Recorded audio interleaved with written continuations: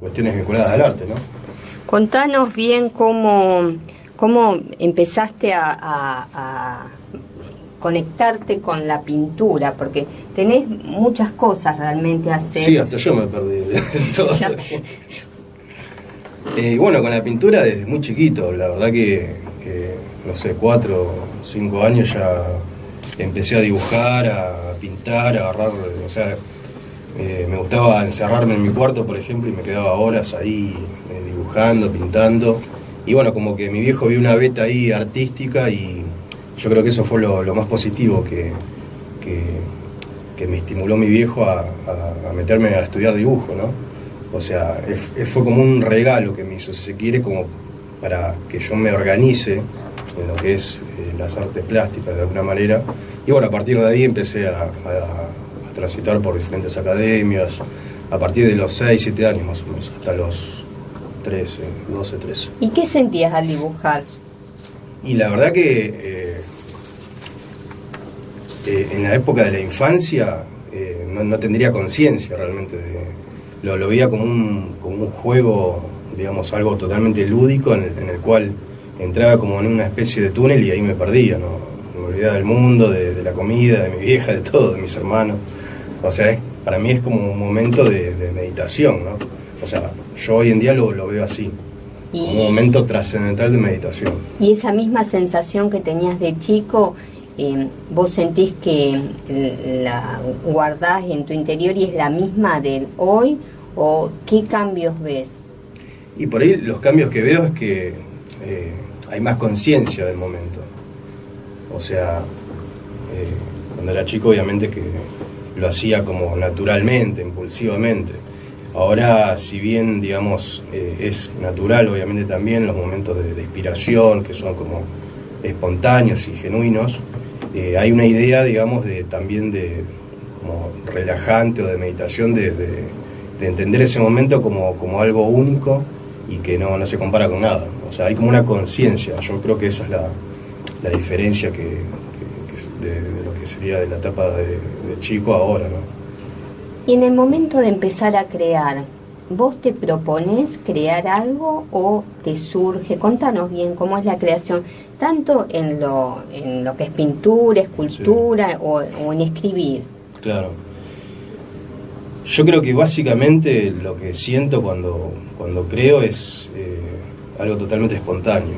No hay como una idea de decir, bueno, me siento a dibujar o a escribir. O sea, esté donde esté, se me cruzan imágenes o textos o no sé, recuerdos o visiones, y eso de alguna manera, en el lugar que esté, depende de las herramientas que tenga, trato de plasmarlo. Si estoy en mi casa, obviamente, bueno, quiero dibujar, bueno, dibujo, pero si estoy en otro lugar, por ejemplo, en la calle, en una plaza, en un espacio verde, no sé, escribo en el celular o trato de guardar esas imágenes y tenerlas para luego plasmarlas cuando tengo un momento, digamos, cómodo, ¿no? Pero es como asaltos espontáneos, lo veo yo. Lo veo de esa manera. ¿Y sentís que capaz una prevalece sobre la otra? Yo te hablo en la imagen, poner sobre la literatura, ¿no? La palabra. Sí, es buena pregunta esa. Es una pregunta que yo me la hice mucho tiempo, porque muchas personas me preguntaban lo mismo o similar, de cómo voy manejando eso, ¿no? Yo creo que son como procesos. Por ejemplo, cuando empecé a escribir, estuve como todo un tiempo, digamos, asociando el dibujo con la escritura con el dibujo, y después hubo toda una etapa, digamos, como de 3, 4 años que estuve así, y de eso, de todo de ese conjunto de narraciones y de obras, como que se me despertó la necesidad de plasmarlo en escultura, dibujos míos, plasmarlo en escultura. Y eso fue como otra etapa, en la cual me sumergí de lleno en la escultura, digamos. Y ahí, bueno, estuve un año y medio, o sea, como materializando mis dibujos, ¿no? Y después, bueno, fueron sobreviniendo otro tipo de ideas o de necesidades, ¿no? Eso, yo lo veo como necesidades que van surgiendo desde las herramientas que se presentan y también un poco la curiosidad de experimentar con diferentes soportes. Pero lo veo como procesos. ¿Qué sentís cuando experimentas con distintos soportes, como decís? Y siento mucho placer. Justamente el tema lúdico está siempre presente, me parece. O sea, con cada elemento nuevo que se me presenta, lo veo como no solo como un aprendizaje, sino también como una herramienta más para aportarle, digamos, más contenido o más calidad a lo que puedo hacer en ese momento. ¿Y por qué autodidacta? Y siempre como que me manejé con mucha independencia en el campo del arte. Nunca sentí la necesidad de, digamos, estudiar académicamente, digamos, más que, digamos, toda la primera etapa de la infancia hasta la adolescencia, ¿no? Que tuve como unos cuantos años en diferentes academias de dibujo. Pero después, bueno, me lancé solo directamente a experimentar, lo vi así siempre. No sentí una necesidad. Sí, por ejemplo, en la etapa de diseño gráfico, que tiene que ver con, obviamente, con la creatividad y con el arte, ¿no? Que es como donde confluyen muchas cosas. Bueno, sí hice la carrera de diseño gráfico, pero lo que es artístico no, siempre me manejé así en forma como autodidacta. Y contanos, cuando llegaste a la escultura, ¿no? ¿Qué cambio notaste? Y noté el cambio de la textura, del tacto, del sentir, del tocar y de la dimensionalidad, ¿no? Me empezó a fascinar el hecho de, como te decía antes, de ver mis obras materializadas, o sea, mis dibujos. Y bueno, ese cambio cuando hice ese proceso, la verdad que fue un flash, porque eran como dibujos que me decían, dame vida de alguna manera, ¿no? Como que sentía que me hablaban, me gritaban, me decían, dame vida, dame una dimensionalidad. Y ahí fue el proceso ese de escultura, digamos. Y básicamente lo que hice fueron cosas vinculadas a dibujos míos. O sea, partieron como de una idea ya de un dibujo, digamos, de una ilustración. ¿Y qué referentes tenés? Referentes del arte, de la pintura, de la ilustración, sí. Decís. Y la verdad que muchos, no sé, el primero que se me viene a la cabeza ahora en ilustración, que es como que conecto mucho con el estilo y la mano, es Luis Scafati. ¿Y qué sentís con él? Y que hay como una, no sé cómo decirlo, es como una especie de conexión de lo que yo hago con lo que hace él. Es como que siento que hacemos de alguna manera como el mismo enfoque, ¿no? La misma mirada, así. Un poco que tiene que ver con lo grotesco, lo urbano, ¿no? También las cosas, digamos, de la sociedad, de lo urbano, que están un poco como vedadas, ¿no? Que a la mirada de cualquiera por ahí no están a la vista. Y esa mirada como desde atrás de las cosas, ¿no? No siento eso con la obra de Scafati y mi obra. Vos recién hablas de la mirada. ¿Y qué mirada tiene que tener cualquier persona, ¿no? Que va a ver una obra de pintura, escultura?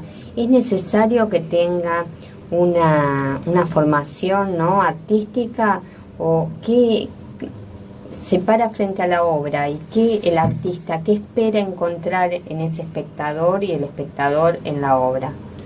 Está buena la pregunta. Yo lo que siento desde mi realidad, incluso de que también fui espectador, obviamente he visitado un montón de muestras y de obras, y también he recibido testimonios de personas que por ahí, si bien sentían como una atracción a ver obra, ¿no? Obra en museos, en galerías, en lo que sea, por otro lado tenían como una especie de temor o vergüenza de creer que el arte es algo que se tiene que, digamos, estudiar o aprender, o ir a una academia o ir a un lugar para ir a disfrutar una obra.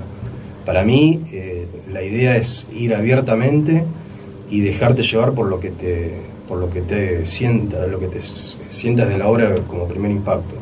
O sea, con total libertad y apertura. obviamente hay una idea de la construcción del gusto, ¿no? De una idea también de que el gusto se construye, digamos, en un aprendizaje y que también puede ser cultural, pero yo creo que lo más genuino es lo que primero te llega de una obra, lo que primero que sentís emocionalmente, ¿no? Subjetivamente. Así que yo creo que eso es el encuentro con el arte. Y eso ante algo plástico, ¿no? Una obra plástica, y ante las letras, ¿qué esperas encontrar vos en un texto? Y yo creo que el espíritu es el mismo. En un texto, bueno, la sorpresa, que me interpele, que me haga hacer preguntas, y que no, o sea, que no transite por ahí por estereotipos, ¿no? Porque es como que se deja visibilizar muy evidente y para mí, no sé, es medio aburrido. A mí me gusta la obra que me genera cosas, inclusive que me incomoda un poco, porque eso me hace salir de mi zona de confort, de lo conocido, y me lleva como un territorio nuevo, de exploración, ¿no? Yo creo que el espíritu es un poco el mismo con lo literario. Y de lo que hayas leído, ¿qué obra sentís o qué autor sentís que te interpeló? Y bueno, más por ahí, o sea, en la primera etapa literaria, digamos, de relato literaria, bueno, Baudelaire, Poe, todos los poetas, digamos, llamados malditos, ¿no? Y después, en la segunda etapa, por ahí más de búsqueda, en la etapa más filosófica, ¿no? No sé, la obra de Nietzsche o Cioran, dos filósofos que para mí son muy inquisidores y muy crudos, y son dos de los cuales me llevaron a hacer muchísimas preguntas, inclusive con la misma filosofía, ¿no? Con el mismo sentido de la filosofía. Yo creo que Cioran fue el más cruel. ¿Lo volvés a releer? No, lo he dejado, pero siempre conecto de alguna otra manera con, no sé, con alguna publicación de algún conocido, de algún amigo, o en alguna internet, alguna cosa así que tenga que ver con publicaciones literarias, filosóficas. A veces aparece algún fragmento de Cioran y obviamente conecto con eso, ¿no? Conecto con ese momento de hacerme muchísimas preguntas, pero a un nivel ya medio enloquecedor, ¿no? Pero encontraba bueno, más preguntas que relajo por ahí. Y ahora por ahí tiene un momento más de meditación, en el cual me dejo llevar puramente por el momento presente y por por la obra que esté dibujando, pintando, no tanto escribiendo, no estoy escribiendo tanto, más cosas así medias aisladas, como pensamientos, en forma así metafórica. y para vos, ¿qué es el momento presente? ¿Qué representa en tu vida hoy? Y yo creo que representa la esencia del ser en su máxima plenitud y armonía consigo mismo. Para mí es un momento de conexión muy importante que por ahí con la vorágine de lo cotidiano y el día a día, a veces conectar con esos momentos, la misma vorágine te va llevando de acá para allá. Pero yo creo que quien conecte con ese momento es como un momento sanador. Por eso, bueno, recomiendo mucho a personas que por ahí están atravesadas por cuestiones media de lo cotidiano, de la rutina, ¿no? Que, bueno, conecte con algo que le guste hacer y que lo apasione enteramente, y que ese tipo de cosas que cuando uno se pone a hacer, pasan las horas y mira así, me olvidé de comer, me olvidé de esto, del otro, y pasaron 5 horas, por ejemplo.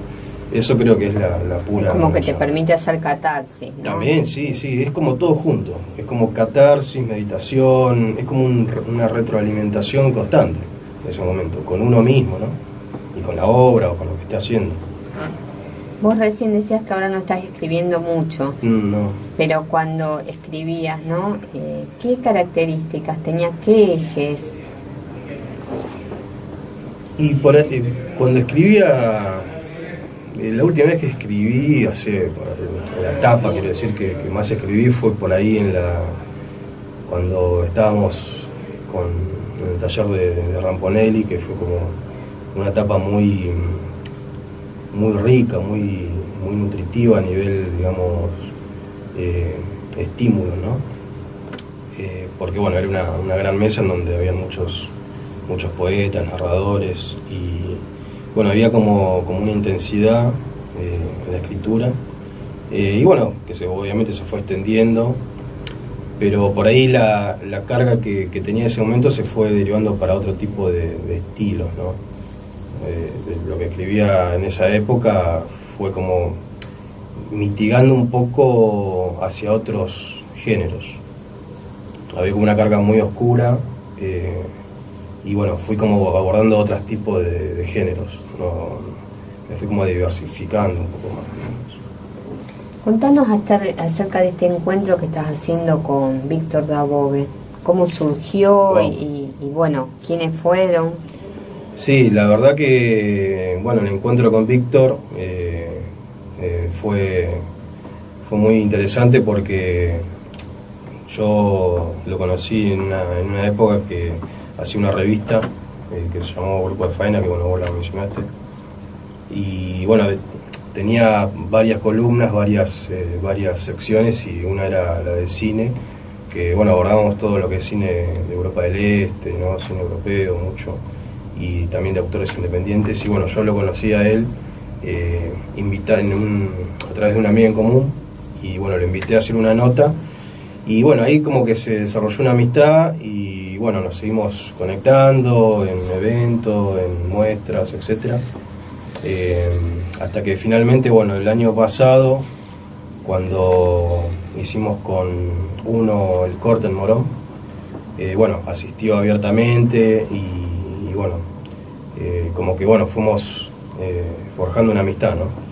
Y bueno, este año, hablando así en charlas y en encuentros, porque él hace un encuentro que se llama Análisis de Obra, en su espacio, en el Triquio, ¿no?